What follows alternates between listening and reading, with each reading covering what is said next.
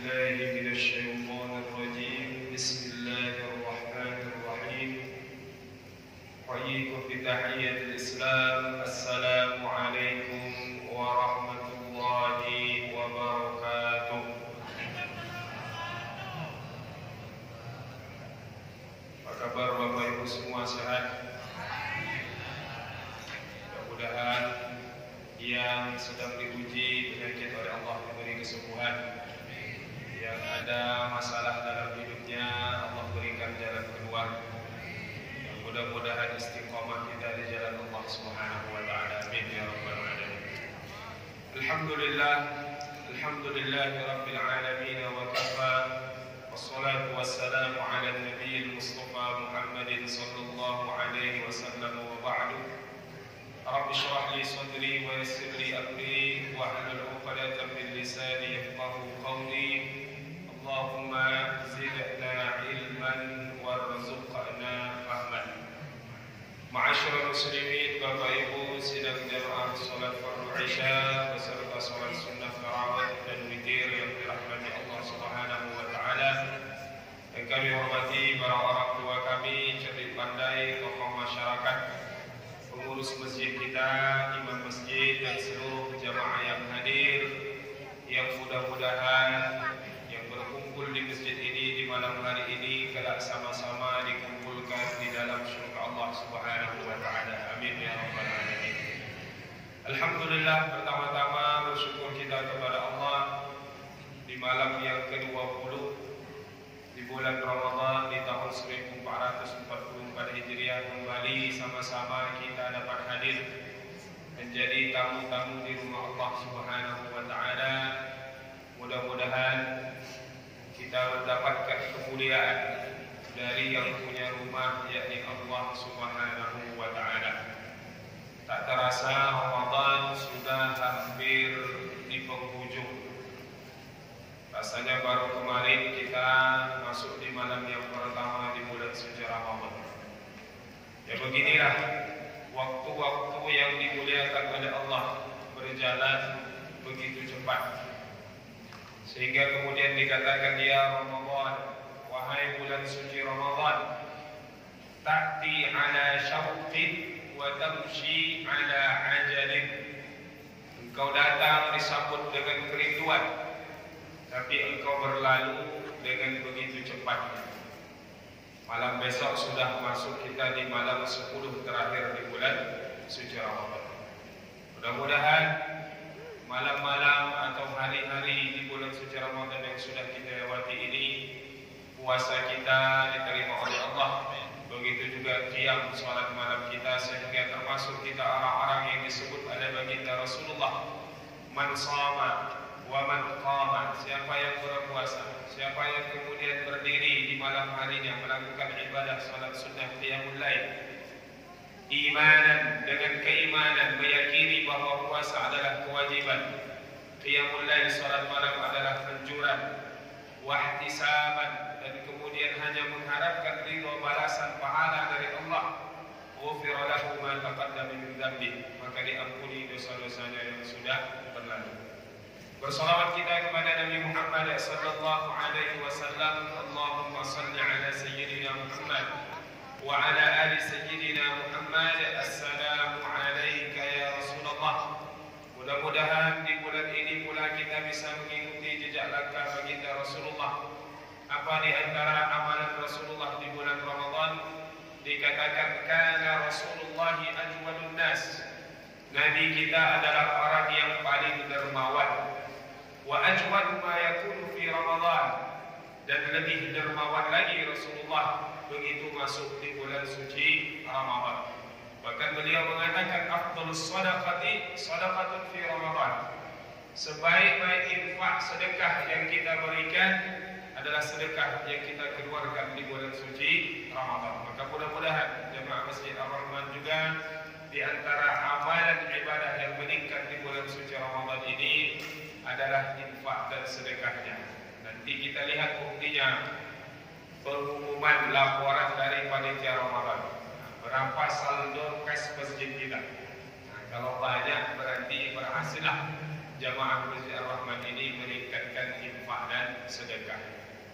Bapak Ibu yang dirahmati Allah Subhanahu wa taala, di antara bentuk kasih sayang Allah kepada kita adalah ketika kita melakukan dosa dan maksiat, kita tidak langsung disiksa oleh Allah Subhanahu wa taala.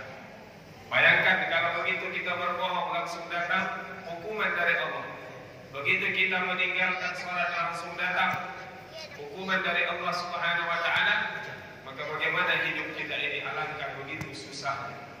Tapi kemudian Allah menangguhkan siksaan tersebut atau menangguhkan hukuman tersebut, sehingga ada yang dinamakan taubat. Maka pada malam hari ini tema tausiah singkat kita adalah tanda-tanda diterimanya taubat seorang hamba.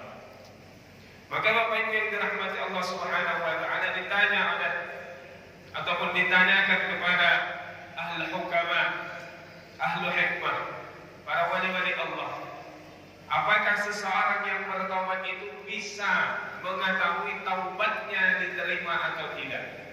Maka dijawab oleh mereka yang dekat kepada Allah, yang ibadahnya luar biasa, tidak bisa kita memastikan taubat kita ini diterima atau tidaknya.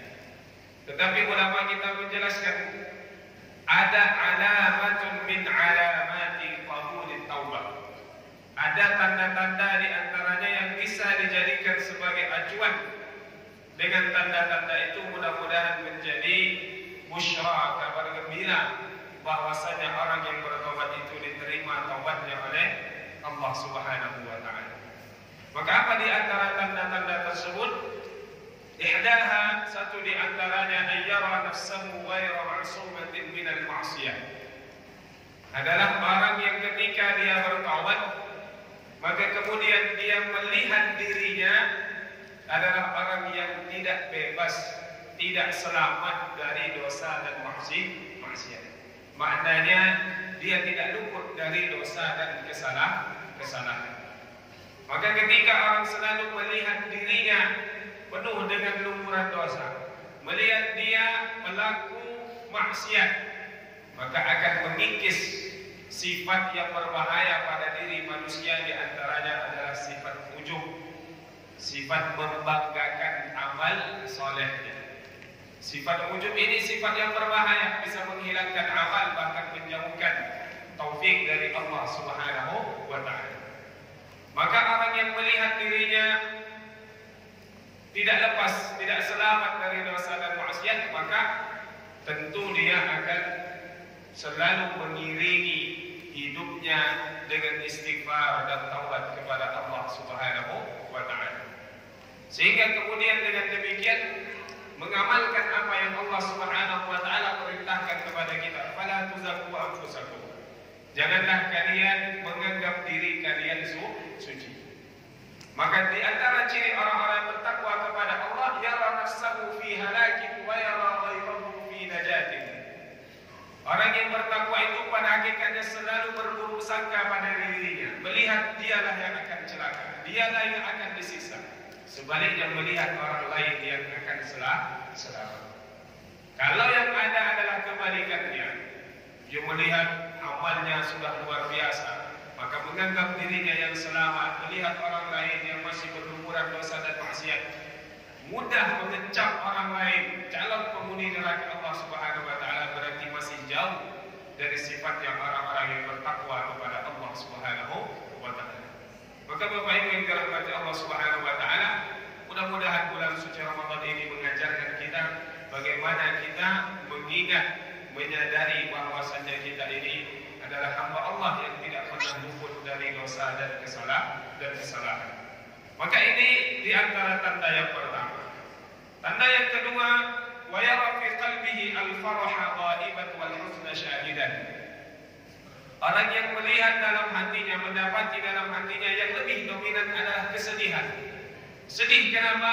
Sedih karena telah banyak melakukan dosa dan maksiat.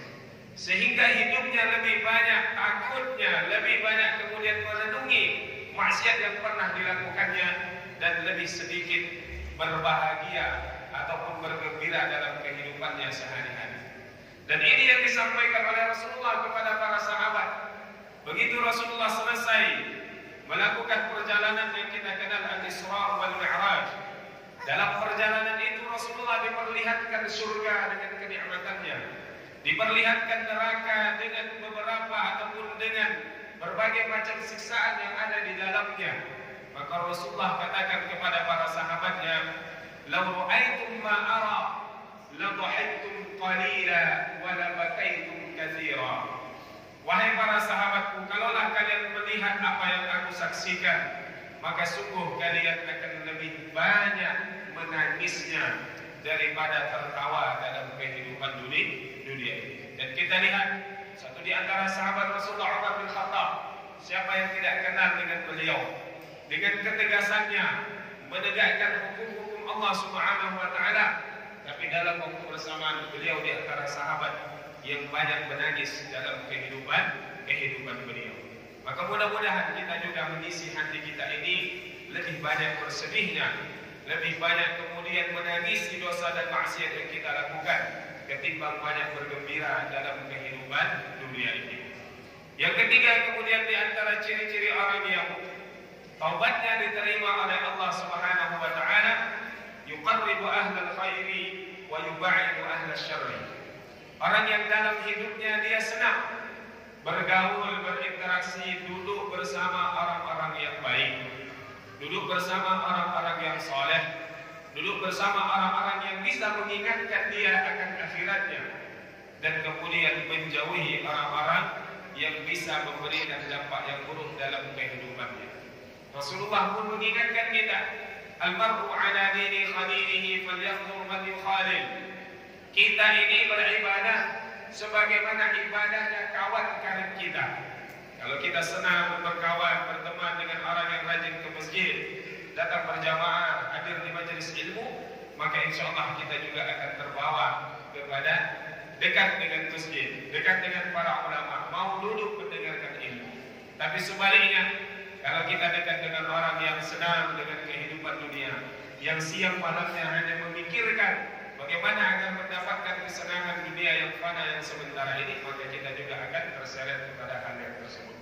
Maka kemudian pandai-pandailah kita Bapak Ibu yang dirahmati Allah Subhanahu wa taala mencari teman, mencari sahabat yang mudah-mudahan sebagaimana dalam ungkapan berteman kita di dunia ini, insyaallah bertetangga kita nanti di dalam surga Allah Subhanahu wa taala. Maka pandai-pandailah kita memilih teman, memilih kawan, memilih sahabat yang bisa mendekatkan kita kepada Allah, yang bisa mengingatkan ketika kita lupa dan lalai dari kewajiban kita kepada Allah Subhanahu wa taala. Yang selanjutnya kemudian dikatakan, wa yaral qalila min ad-dunya katsira wa yaral katsira min 'amalil akhirati qalila.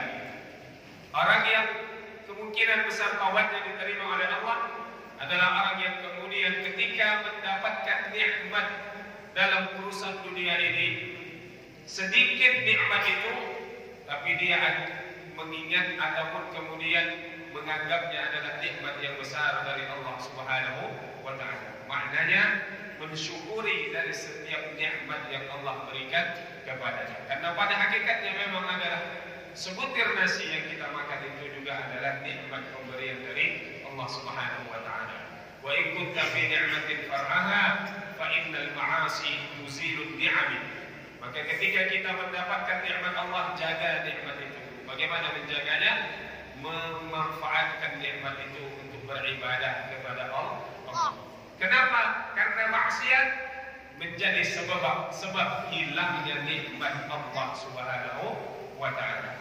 Sebaliknya, orang yang bertaubat adalah orang yang ketika melihat amalan untuk akhiratnya, yang mungkin dalam pandangan manusia besar amalan tersebut, berinfak berapa sekian juta, membaca Al-Quran berapa juz setiap harinya, ibadah salat malam dan seterusnya. Orang yang bertobat kepada Allah melihat walaupun itu banyak jumlahnya, selalu merasa sedikit, tidak pantas kemudian untuk mengetuk pintu surga Allah Subhanahu wa taala. Maka dengan demikian dia pun mengikutinya, menambah amal-amal saleh dan kebajikannya di setiap hari. Maka selalulah kita menjadi orang-orang yang qanaah, merasa cukup dengan nikmat Allah di kehidupan dunia ini, dan selalu merasa kurang sedikit amal kita untuk kehidupan akhirat. Bahkan kata para ulama kita, ibadah yang kita lakukan saat sekarang ini hanyalah pada hakikatnya untuk membalas jasa-jasa ataupun membalas nikmat-nikmat Allah yang kita sudah pakai di masa lalu. Nah, maka mudah-mudahan kita termasuk orang-orang yang pandai bersyukur nikmat Allah dan selalu merasa tidak cukup untuk bekal kehidupan akhirat kita. Selanjutnya kemudian wa yara qalbahu mushtaghilan bima dhamina min Allah Ta'ala farighan amma dhamina Allah Ta'ala minhu. Orang yang kemudian banyak menyibukkan dirinya terhadap perintah-perintah Allah Subhanahu wa Ta'ala.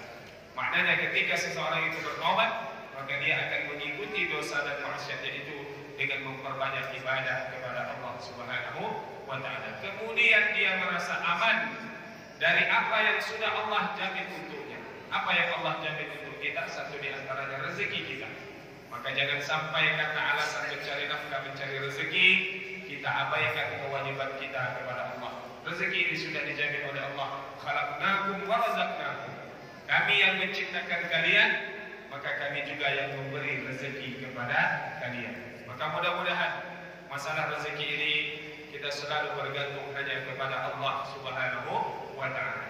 Adapun pekerjaan, adapun atasan yang memberi kita upah bayaran, itu tak upahnya hanya sebagai sarana ataupun jalan yang Allah berikan sampainya rezeki kepada kita. Tapi Ar-Razzaq yang Maha Pemberi rezeki sesungguhnya adalah Allah Subhanahu wa Ta'ala. Yang terakhir, Bapak Ibu yang dirahmati Allah Subhanahu wa Ta'ala, wa yakunu hafizan lisan daiman fikrati laziman ghammi wan nadamah. Orang yang bertobat kepada Allah Subhanahu wa Ta'ala, di antaranya dia selalu berusaha menjaga lisannya, menjaga lidahnya. Maka mudah-mudahan momentum Ramadan ini yang mana kita berusaha di siang hari ketika kita berpuasa, menjaga lisan kita jangan sampai berdusta, menjaga lisan kita jangan sampai menggibah, menjaga lisan kita jangan sampai mengadu domba, menjaga lisan kita jangan sampai memberikan kesaksian palsu. Mudah-mudahan dengan penjagaan itu kemudian setelah Ramadan ini lisan kita menjadi lisannya orang-orang yang dikatakan lisanul aqili fi qalbihi wa lisanul jahili fi famihi. Lidahnya orang-orang yang berakal, lidahnya orang-orang yang kemudian berpikir dengan baik adalah di dalam hatinya. Maknanya ketika ingin mengucapkan kata-kata, dia timbang dalam hatinya apakah kata-kata ini baik, apakah kata-kata ini bermanfaat atau sebaliknya. Sementara lisannya orang-orang jahil ada pada mulutnya, apa yang ingin dikeluarkan yang dibicarakan, tidak berpikir dua kali apakah ini baik atau tidak baik. Lalu kemudian selalu mengikutinya atau mengikuti maksiat tersebut dengan penyesalan, dan dengan penyesalan itu kemudian dia datang kepada Allah memohon ampun atas silap dan salahnya. Maka mudah-mudahan kita termasuk orang-orang yang disebutkan oleh baginda Nabi, at-taibu minadz dzanbi kaman la dzanba. Orang yang bertaubat dari dosanya sama seperti orang yang tidak melakukan dosa. Mudah-mudahan kita dikaruniai oleh Allah sebelum kita wafat kita bertaubat kepada Allah, karena batas akhir dari taubat itu malam diwargil, sampai sebelum nafas kita sampai kepada tenggorokan kita. Selagi kita masih diberi kesempatan untuk hidup, maka maknanya kita masih diberi kesempatan untuk bertobat kepada Allah Subhanahu wa Ta'ala. Demikian Bapak Ibu yang dirahmati Allah Subhanahu wa Ta'ala, tausiah yang kita sampaikan pada malam hari ini. Ihdinas siratal mustaqim, ya Allah tunjukkanlah kepada kami jalan yang lurus. Allahumma ja'alna minal ladzina yastami'una al-qawla fayattabi'una ahsanah. Jadikanlah kami orang-orang yang mendengarkan nasihat yang baik dan mengikutinya dengan amal terbaik pula. Allahumma inna nas'aluka qabla al-mauti taubatan ilaika minkum, sebelum wafat taubat kepadamu ya Allah. Wa 'inda al-mauti syahadah, ketika kami wafat bersyahadat la ilaha illallah Muhammadur Rasulullah. Wa ba'da al-mauti jannatan wa na'ima, dan setelah kami wafat berikan kami surga dan kenikmatan yang ada di dalamnya. Allahumma inna nas'aluka husnal khatimah wa na'udzu bika min su'il khatimah. Allahumma ballighna lailatal qadri ya arhamar rahimin. Allahumma innaka 'afuwwun karim tuhibbul 'afwa fa'fu 'anna ya karim. Rabbana atina fid dunya hasanah wa fil akhirati hasanah wa qina 'adzaban nar. Walhamdulillahi rabbil alamin. Wal 'afwu minkum wa maaf atas segala kekurangan dan kekhilafan. Wassalamu alaikum warahmatullahi wabarakatuh.